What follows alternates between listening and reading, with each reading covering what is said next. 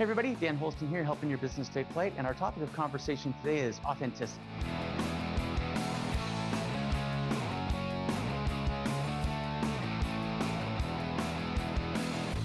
Okay, so we're talking about authenticity this week, and what sparked the conversation for me was a LinkedIn request that I got recently where it was from a master license over franchise. I accepted the request. About an hour later, I get this direct message in LinkedIn saying, "Hey Dan, would you be interested in exploring the joys of business ownership? Our franchisees get this and do this and have all these wonderful things, and we'll finance our operation for you," and all this kind of stuff. And I thought, hang on, this is just boilerplate scripted message. I've seen so many of these come through. They're just ridiculous. But what I got thinking about was it's just really inauthentic. They didn't take the time to even look at my profile.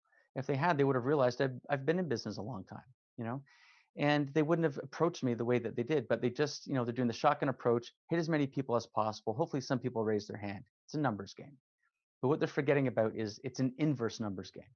For all the people that raise their hand, hey, I'm interested, there's a lot that they tick off or annoy, like me, or at least just demonstrate that they're not authentic. They didn't take the time to even craft a custom message or to look at my profile and reference something that I've done just to make me feel like I was heard. And we do this in our communication with our clients, with our prospects sometimes, and it really puts a wedge between or a wall up between us and them.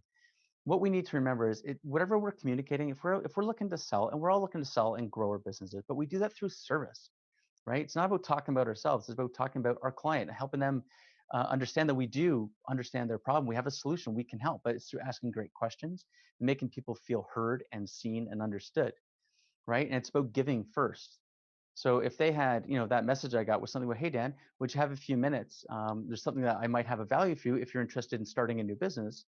I might have thought, okay, that's not a bad approach. They're asking me first of all, and they're trying to add value to me. Maybe I'll give them some time and explore what they've got, right? So we have to have an open approach where we're looking to help. It's that if you're familiar with BNI, they have a concept called giver's gain, meaning if you give first, there's likely to be some reciprocity, or at least the possibility of reciprocity down the track.